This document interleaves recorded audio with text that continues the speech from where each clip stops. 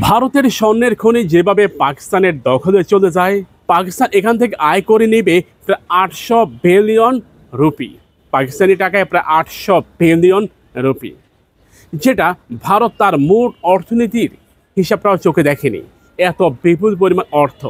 পাকিস্তানের পাঞ্জাব প্রদেশের সাবেক খনিজ সম্পদ মন্ত্রী তিনি নিজেই এই তথ্য জানিয়েছেন। ইব্রাহিম হাসান বলেন, সিন্ধু নদের তীরে পাঞ্জাবের যে অংশে 127টি কূপ তারা খনন করে, পরীক্ষা করে দেখে এখানে স্বর্ণের অস্তিত্ব রয়েছে। দেখে এখানে বিপুল পরিমাণ স্বর্ণের মজুদ রয়েছে, যার আনুমানিক মূল্য প্রায় 800 বিলিয়ন রুপি। ধারণা করা হচ্ছে এখানে প্রায় 33 টন সোনার মজুদ রয়েছে। ইতিমধ্যে চায়নার সাথে এই প্রকল্পের চুক্তি সম্পূর্ণ হয়েছে। কিভাবে এটি ভারতের ছিল? ভারতের হিমালয় অংশে এই স্বর্ণের খনির অস্তিত্ব ছিল। এখান থেকে প্রবল ঝড়ে পানির স্রোতের কারণে স্বর্ণগুলি টুকরা টুকরা হয়ে পাঞ্জাব প্রদেশের অ্যাটাক অঞ্চলে গিয়ে পড়ে। অ্যাটাক অঞ্চল পুরোটা এখন পুলিশ ঘেরাও করে রেখেছে, কারণ এখানে বিপুল পরিমাণ স্বর্ণের মজুদ রয়েছে, প্রায় 33 টন। চায়নার সাথে ইতিমধ্যে এই খনি উত্তোলনের সকল চুক্তি সম্পন্ন হয়েছে। ধারণা করা হচ্ছে পাকিস্তানের পুরো প্রকল্পটি চায়নার কাছে হস্তান্তর করবে, বিনিময় তারা আদায় করে নেবে বিলিয়ন বিলিয়ন ডলার। আনুমানিক প্রায় কয়েক হাজার বিলিয়ন ডলারের অর্থ এখান থেকে তারা আয় করবে। এতে করে পাকিস্তানের অর্থনীতির চাকা একেবারে ঘুরে যাবে। ভারতের হিমালয় কেন্দ্রিক অংশ থেকেই এই স্বর্ণের উৎপত্তি ঘটে। এরপর ভারত সরকারও হিমালয় কেন্দ্রিক ব্যাপক গবেষণা পরিচালনাকে কেন্দ্র করে ভারতের পূজা অর্চনা হয়। ভারতের সাধারণ হিন্দুরা এটা মেনে নেবে না, কারণ তারা এর ব্যাপারে বিদ্রোহ করবে। তারা মনে করে তাদের কোনো এক ভগবান কেন্দ্রিক এই স্বর্ণের মজুদ রয়েছে, আর সে ভগবান এগুলো পাহারা দিচ্ছেন।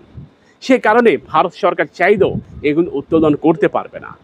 ভারত ও পাকিস্তান কেন্দ্রিক দ্বন্দ্ব রয়েছে, কিন্তু ভারতের স্বর্ণের খনি যে পাকিস্তানে গিয়ে পড়বে এটা হয়তো ভারত কখনো কল্পনাও করতে পারেনি।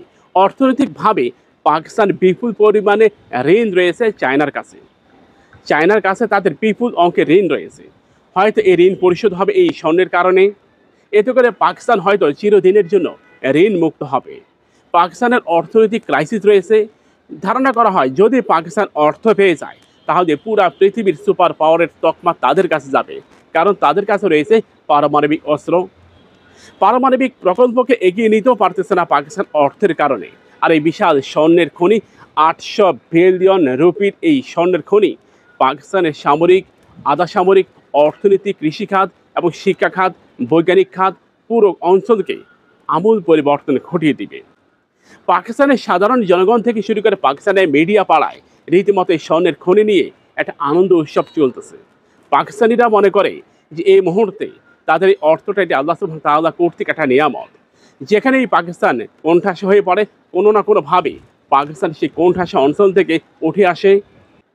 আমাদের বাংলাদেশেও এই ধরনের স্বর্ণের খনি থাকতে পারে, কারণ পাহাড়ি অঞ্চলকে কেন্দ্র করে এটা হয়ে থাকে। প্রিয় ভাইরা, আমরা মনে করি আমাদের এগুলো খোঁজা প্রয়োজন রয়েছে। আমাদের অর্থনীতির আমূল পরিবর্তন ঘটানো প্রয়োজন।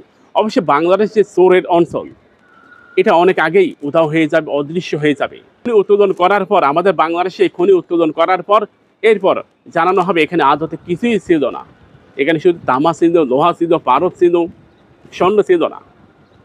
আমাদের চ্যানেলটিকে সাবস্ক্রাইব করুন, পাশে থাকা বেল বাটনে ক্লিক করে আমাদের সাথে যুক্ত হন। ভাইরা, আপনি কি মনে করেন পাকিস্তান এই স্বর্ণের খনির মাধ্যমে তারা তাদের অর্থনৈতিক বিপ্লব ঘটাবে?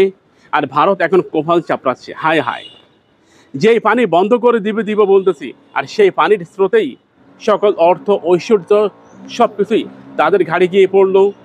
এটাকে বলে আল্লাহ সুবহানাহু ওয়া তাআলার খেলা। আল্লাহ সুবহানাহু ওয়া তাআলা কখন, কোথায়, কোন খেলা দেখাবেন সেটা বলাটা বেশ কঠিন। তাই নিয়ামতের জন্য অপেক্ষা করতে হবে, আল্লাহ সুবহানাহু ওয়া তাআলার কাছে সাধনা করতে হবে, সাহায্য চাইতে হবে। তারপরে আল্লাহ সুবহানাহু ওয়া তাআলা আপনার অন্তর, আপনার মন আপনাকে অর্থে পাথর ভরিয়ে দিবে।